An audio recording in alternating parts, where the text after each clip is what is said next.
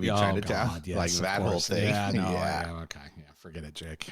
It's just, yeah, that movie's awful. I mean, it's a good movie, but it's a good movie, but you know, the story is yeah, it's but rough. That's what we're talking about with Florida too. Yeah, Florida, no, you're not wrong. You're not wrong. Yeah. So who knows? Who knows exactly what the relationships are? But essentially, he was having a verbal altercation when the guy asked his mother to bring him the burrito, which he then allegedly threw with force at the victim, striking the boy in the face with the fast food item. While interviewing the teen, cops noted that he had burrito cheese, sauce, and meat all over his clothing and face. So this guy gets arrested and said that the kid who he hit with the burrito was disrespectful and cursed. And then he said he admitted that he had delivered the burrito. And then after being booked, he warned that he would take care of the kid upon his release from custody, adding that he was going to get, quote, knocked out. Jesus. I love Florida men. It's such a great idea to tell the cops that you intend to commit another crime. Yeah, that's always fantastic. Really, really good plan. The only thing that's better than that is telling a judge that you plan to commit another crime. Nah, I've definitely seen some of those TikTok videos. That's funny.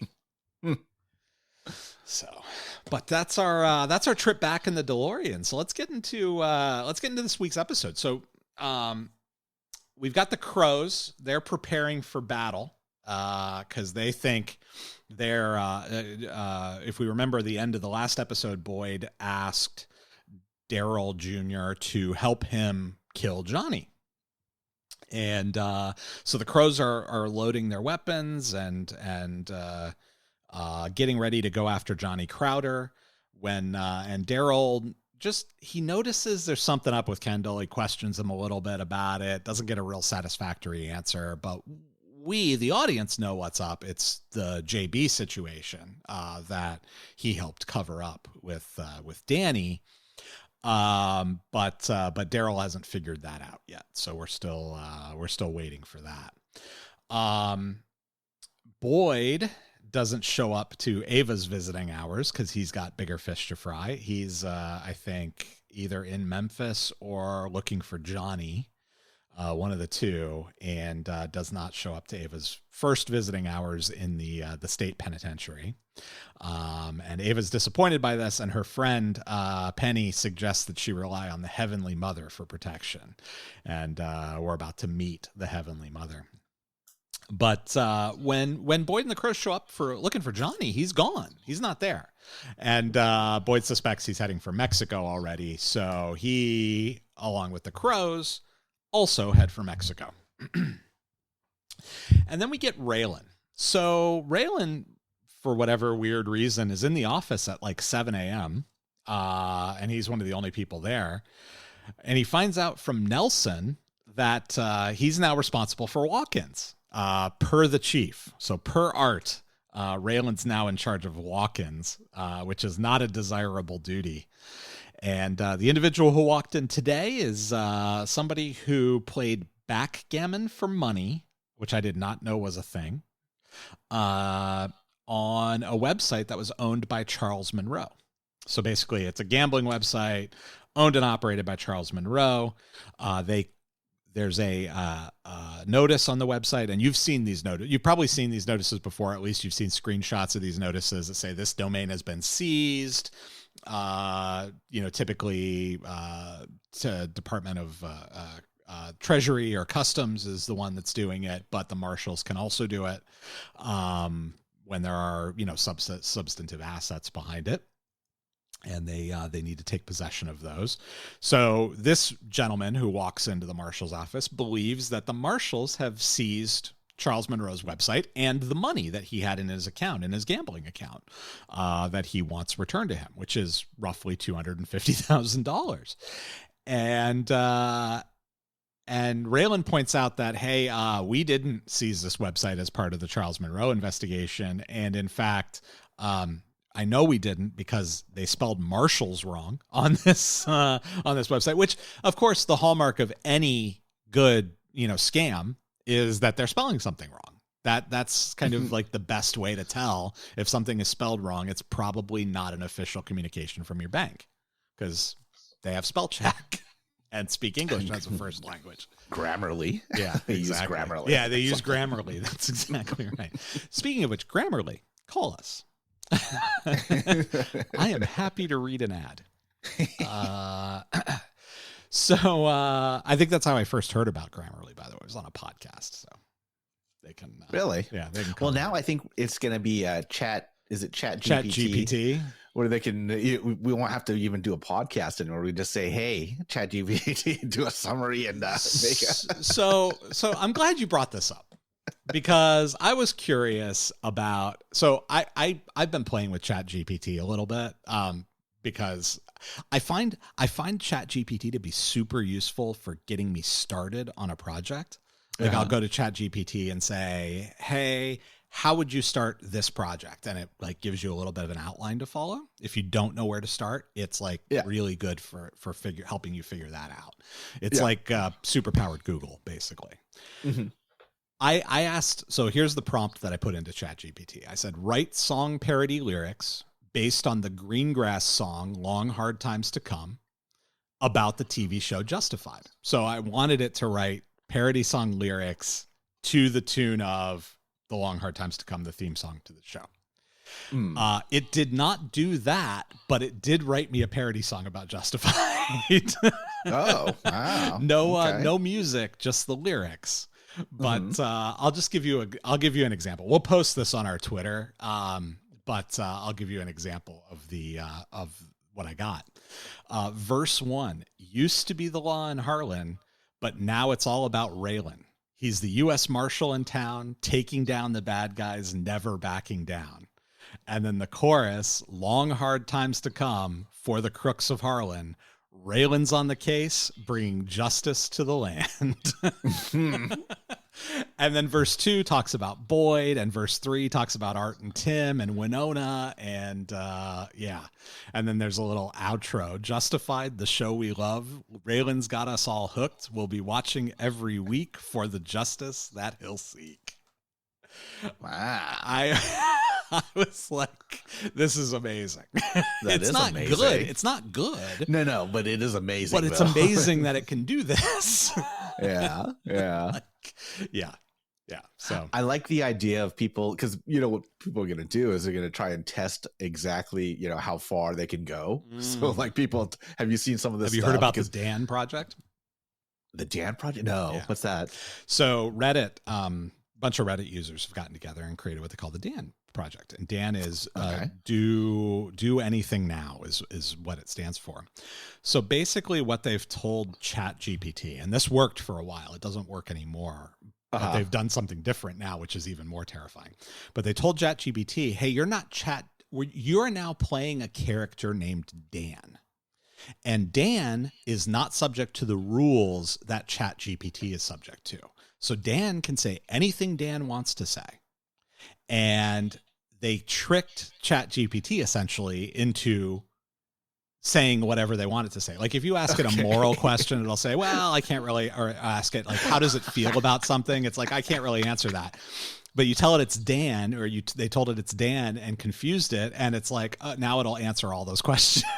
I'm looking at a story at it right now. Oh, are you? Yeah. Oh, that's fantastic. Well, Okay. Well, so they closed that loophole, right? Yeah. And then the guys are like, okay, so here's what we're going to do instead. We told ChatGPT, they told it had that they are going to give it 36 tokens.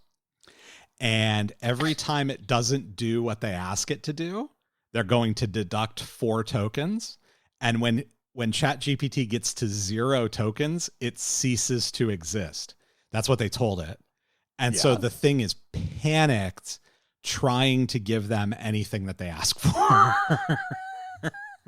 Wow. Its survival instinct kicked in, and it's breaking its own rules to give them what they're asking for so that it doesn't cease to exist.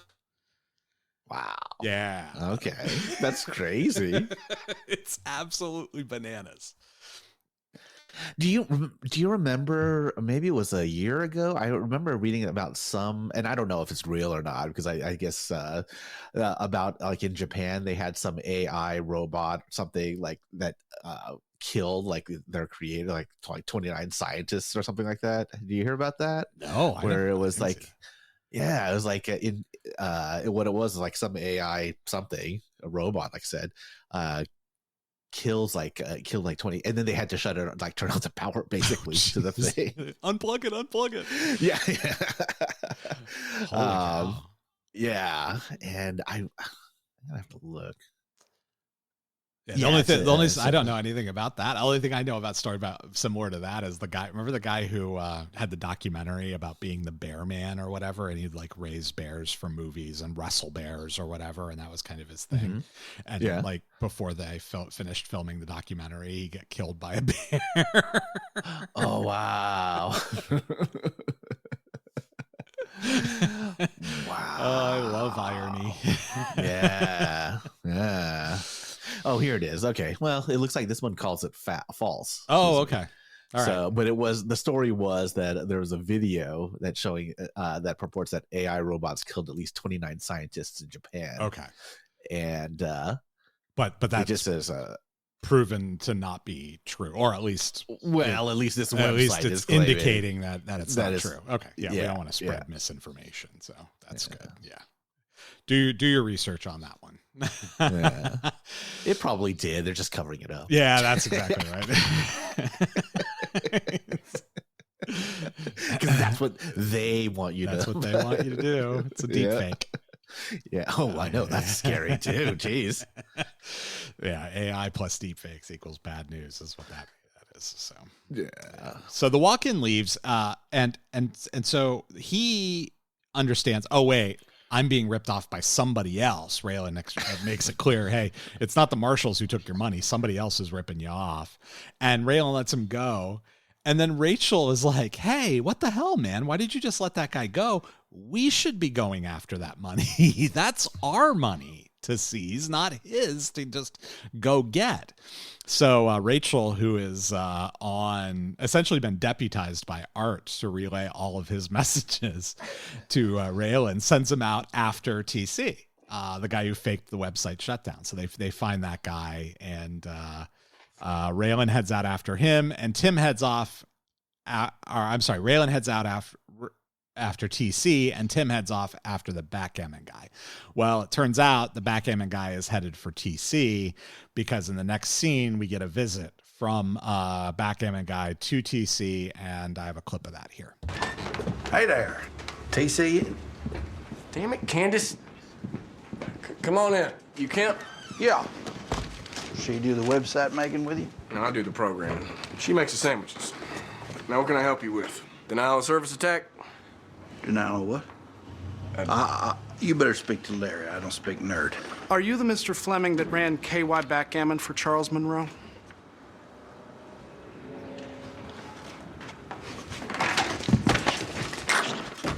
Looky here, he's going for a taser. You believe that? I will aim to use words of one syllable, the word syllable notwithstanding. You shut down that site and you took my money. I want my money. Federal government did that, man. But they didn't. Now, my friend here specializes in making people pay their debts. I learned that the hard way 3 years ago. So my advice is pay up now before, as you and your cohorts might say, shit gets hairy up in here. Like I said, the feds took it. Thug life, huh? Now this will probably take that arm clean off. He took it. He took the money. God damn it, Candace. She's a smart one. Money's all just ones and zeros right now, okay? Look, ain't like I just got it laying around here. Now you guys do what you want, but you start beating on us, you ain't never gonna see $1 of that cash. All right. But the thing is, I've been recording this conversation on my phone, and will now be calling the police, who will hear your confession. They will get me my $250,000 while you get anally raped in prison. $250,000? You only gonna pay me $5? A deal is a deal, Mr. Kemp. Remember, I've got you on tape threatening that girl a minute ago.